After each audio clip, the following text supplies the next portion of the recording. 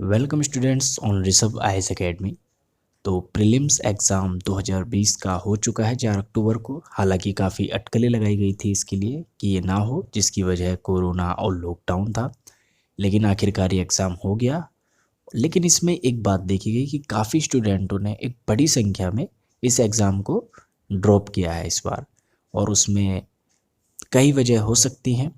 कई कई क्लासों में तो अगर मेरी जिन स्टूडेंटों से बात हुई ये भी पता लगा कि आधे बच्चे भी क्लास में नहीं थे। लेकिन कुल मिला के ज़्यादातर बच्चे बाहर निकले तो उनके चेहरे पे खुशी थी। उनका कहना था कि ये एग्ज़ाम मतलब क्वेश्चन पेपर जो है काफ़ी अच्छा आया, पहले के मुकाबले क्वेश्चन काफ़ी अच्छे थे और उनका जो रेशियो है हर विषय से वो लगभग ठीक ठाक था। ऐसा नहीं था कि किसी एक सब्जेक्ट से ज़्यादा क्वेश्चन पूछ दिए, जैसे इकोनॉमी से कोई ज़्यादा पूछ दिए, पॉलिटी से कम। आपकी रेशियो जो था इनका वो बराबर सा था लगभग। तो मैं बताता हूँ आपको किस विषय में से कितने क्वेश्चन पूछे गए। इस वीडियो में हम संपूर्ण विश्लेषण करेंगे और मैं आपको हर विषय से जो आपके क्वेश्चन पूछे गए उन क्वेश्चनों को भी दिखाऊंगा। मैं आपको पॉलिटी के भी दिखाऊंगा, साइंस एंड टेक के भी दिखाऊंगा, इकोनॉमी के भी दिखाऊंगा। इनकी सबकी सोल्विंग कैसे थी, किस तरीके से इनके आंसर थे, ये सब भी बताऊंगा। तो ये वीडियो आपके लिए बहुत ही इम्पोर्टेंट होने वाली है। इस वीडियो से देखने के बाद आप 2020 का जो ये एग्ज़ाम हुआ था प्री का, इसका पूरा एक पैटर्न समझ जाओगे। तो चलिए बात करते हैं पॉलिटी में। जो इस बार ये एग्ज़ाम हुआ तो काफ़ी मतलब बड़ी संख्या में पॉलिटी से क्वेश्चन आए। हर बार अभी 2-3 साल से क्या चल रहा था कि पॉलिटी में 14 से 15 क्वेश्चन के करीब आते थे। लेकिन इस बार इसमें क्वेश्चनों की रेंज थोड़ी बढ़ी और 19 से 20 क्वेश्चन आए। और क्वेश्चन भी इतने अच्छे थे कि अगर आपने एक दो बार अगर लक्ष्मीकांत जैसी बेसिक बुक पढ़ी है तो और समझी है तो आप गारंटीड उनमें से ज़्यादातर क्वेश्चन कर देते। दूसरा, अगर साइंस एंड टेक्नोलॉजी की बात करें तो इसमें 12 से 13 क्वेश्चन पूछे गए। इकोनॉमी में 20 से 21 क्वेश्चन पूछे गए। हालांकि इसमें एक चीज़ ध्यान रखने योग्य ये है कि जो इकोनॉमी का पोर्शन है उसमें ये पूरी की पूरी या ज़्यादातर करंट अफेयर पर बेस्ड थी। अब मैंने इसमें जो विश्लेषण में करंट अफेयर अलग से नहीं रखा है, क्योंकि इन्होंने जो साइंस एंड टेक है, आपका इकोनॉमी में है, इसी में अपना मिक्स करके करंट अफेयर पूछे थे। और ज़्यादातर जो इनके क्वेश्चन थे वो नहीं थे जो हाल ही में कोई आपकी टेक्नोलॉजी चर्चा में है या कोई आपका इकोनॉमी में देखो तो कोई संगठन अगर चर्चा में है या कुछ तरीके से मतलब एमएसपी ये सब चर्चा में रहे, तो ये बिल्कुल करंट अफेयर से पूरा एकदम ये पेपर बेस्ड था। तो इकोनॉमी में 20 से 21 क्वेश्चन लगभग आए। हिस्ट्री में 18 से 19 क्वेश्चन बने और सबसे ज़्यादा जो इसमें क्वेश्चन पूछे गए वो मॉडर्न हिस्ट्री से पूछे गए थे। मॉडर्न हिस्ट्री में लगभग 8 क्वेश्चन पूछे गए। जबकि दूसरे नंबर पर वेटेज आता है इसमें आर्ट एंड कल्चर का, जिसमें 6 से 7 के करीब, और फिर आपका एंशियंट हिस्ट्री उसमें आपका 4 से 5 के करीब क्वेश्चन। लेकिन मिडीवियल में कोई ऐसा क्वेश्चन इसमें नहीं दिखा। मिडीवियल में क्वेश्चन कोई नहीं देखने को मिला इस बार। इन्वायरमेंट में काफ़ी ज़्यादा क्वेश्चन पूछे गए। अगर ज्योग्राफी इन्वायरमेंट को आप एक करके देखो तो इसमें से इस पोर्शन में लगभग आपका 27 से 28 क्वेश्चन आए थे। और अगर सेपरेट देखें तो इन्वायरमेंट में से 21 से 22 क्वेश्चन आए हैं लगभग, और ज्योग्राफी में आपका 5 से 6 क्वेश्चन। तो अब देखते हैं कि 2020 के प्री एग्ज़ाम में किस तरीके के पॉलिटी के किस तरीके के क्वेश्चन आए थे। एक एक कर देखते हैं कुछ क्वेश्चन। मेरे पास जो बुकलेट सीरीज़ है वो बी है, मतलब बुकलेट सीरीज़ बी का क्वेश्चन पेपर है, इसलिए जो ये क्वेश्चन नंबर है वो थोड़े अलग हो सकते हैं। बाकी क्वेश्चन तो सारे सेम ही होते हैं, आप जानते हैं चारों बुकलेट सीरीज के। तो चलिए, संसदीय व्यवस्था वाली सरकार वह होती है जिसमें, और फिर इसकी ये 4 विशेषताएं दी गई हैं। इसमें से आपको जो एग्जैक्ट होगा जो संसदीय सरकार की व्यवस्था की विशेषता बताता है उस पर टिक लगाना होगा। तो इसका जो आंसर है वो है बी। सरकार संसद के प्रति उत्तरदायी होती है और उसके द्वारा हटाई जा सकती है, और यही संसदीय सरकार की एक मुख्य विशेषता होती है।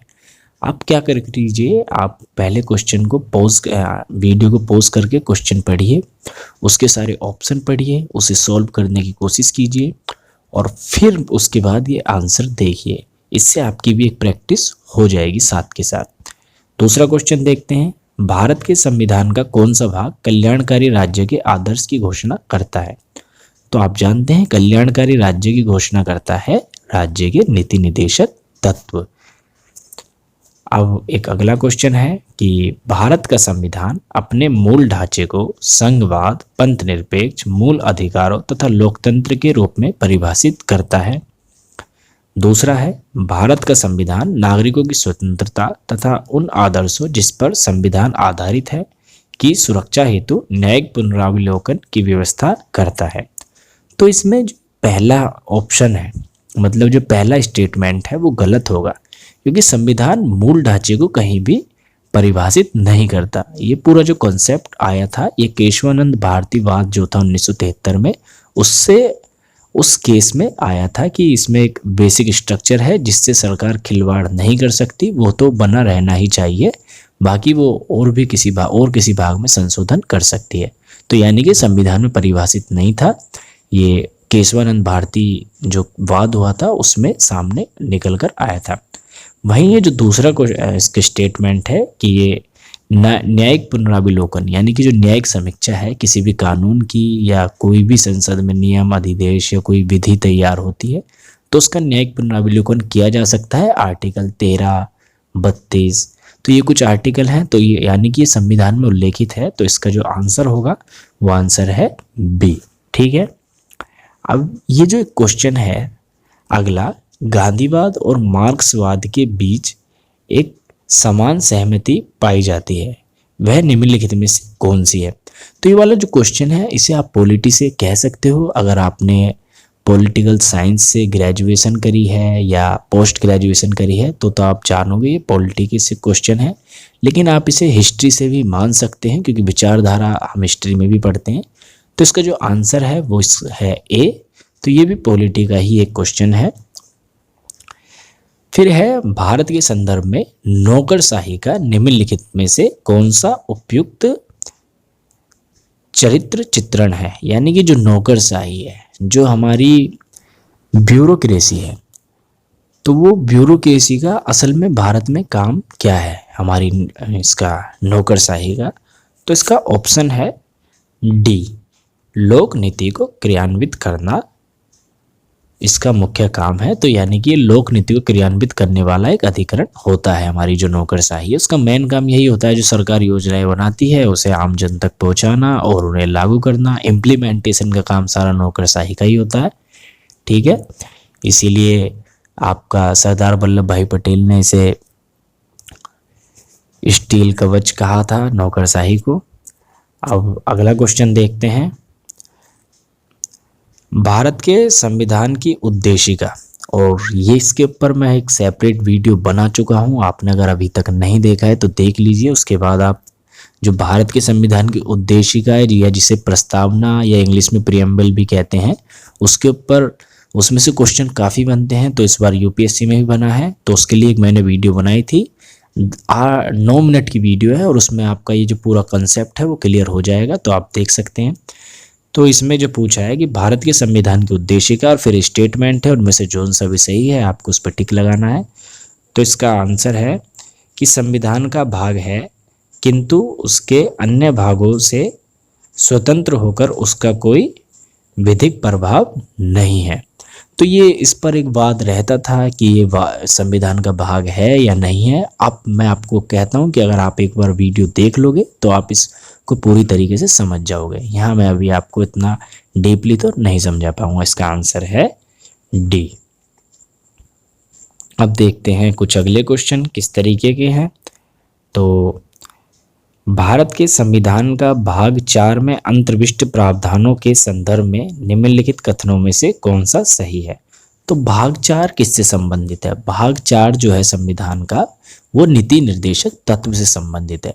आप अगर पॉलिटी पढ़ते हो, कॉन्स्टिट्यूशन पढ़ते हो, तो आपको मुख्य जो भाग हैं, जैसे भाग 2 नागरिकता से संबंधित है, भाग 3 मौलिक अधिकारों से संबंधित है, भाग 4 आपका नीति निर्देशक तत्व है, भाग 4 ए मौलिक कर्तव्य है। तो ये जो कुछ भाग हैं ये तो आपको याद होने ही चाहिए। ठीक है, तो भाग 4 नीति निदेशक तत्व से संबंधित है और आप जानते हैं कि ये जो होते हैं नीति निदेशक तत्व ये न्यायालय द्वारा परिवर्तनीय नहीं होते, यानी कि आप इन्हें न्यायालय जाके लागू नहीं करवा सकते और ये किसी न्यायालय द्वारा परिवर्तित नहीं होंगे।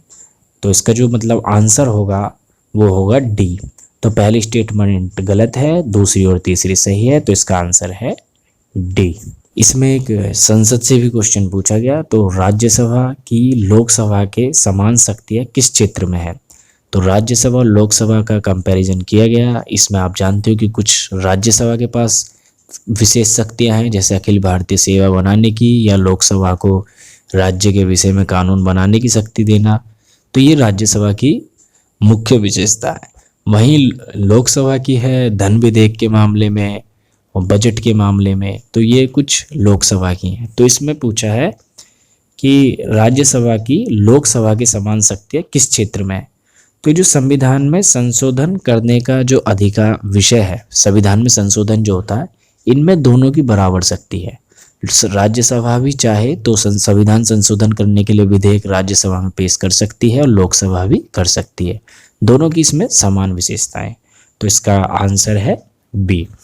अब ये अगला क्वेश्चन देखते हैं कि निम्नलिखित मूल अधिकारों के किस संवर्ग में अस्पृश्यता के रूप में किए गए विभेदन के विरुद्ध संरक्षण संविष्ट है। तो आप जानते हैं कि जो अस्पृश्यता है, अनटचेबिलिटी है, इसका जो वो मौलिक अधिकार है, इसके विरुद्ध संरक्षण वो है आर्टिकल 17 यानी कि अनुच्छेद 17। और वो किसके अंतर्गत आता है, समानता का अधिकार, यानी कि जो मौलिक अधिकार आपके 14 से 18 के बीच में है वो समानता के अधिकार से संबंधित है, और उसमें जो 17 है वो अस्पृश्यता से संबंधित है, अनटचेबिलिटी से, यानी कि ये आएगा समानता के अधिकार के अंतर्गत। तो इसका आंसर है डी। फिर है भारत में न्यायपालिका का कार्यपालिका से पृथक्करण किससे संबंधित है। तो ये आपने अगर राज्य के नीति निदेशक तत्व पढ़े हैं, और मैं आपको कहूँगा ये सब पढ़िए पॉलिटी में अगर आप अच्छी तैयारी चाहते हैं, और इसका एक काफ़ी भूमिका होती है। तो इसका आंसर होगा राज्य के नीति निदेशक तत्व, क्योंकि उसी में ऐसा कहा गया है कि सरकार कोशिश करेगी न्यायपालिका और कार्यपालिका का अलग करने की। ठीक है, तो ये आपकी वीडियो यहीं पर समाप्त होती है। मैंने इसमें आपको पॉलिटी के क्वेश्चन दिखाए किस तरीके के प्री में पूछे गए। अब मैं आगे कोशिश करूंगा कि science and technology, economy, environment, geography, history, इनके भी आपको विश्लेषण दिखाऊं और क्वेश्चन दिखाऊं किस तरीके के क्वेश्चन पूछे गए। तो जल्द मैं कोशिश करूंगा, हालांकि टाइम का थोड़ा समय का अभाव रहता है, लेकिन जब भी मुझे मौका मिलता है मैं कोशिश करता हूं। तो आप जुड़ जाइए ऋषभ आईएएस एकेडमी के साथ अपनी तैयारी के लिए। चलिए, धन्यवाद।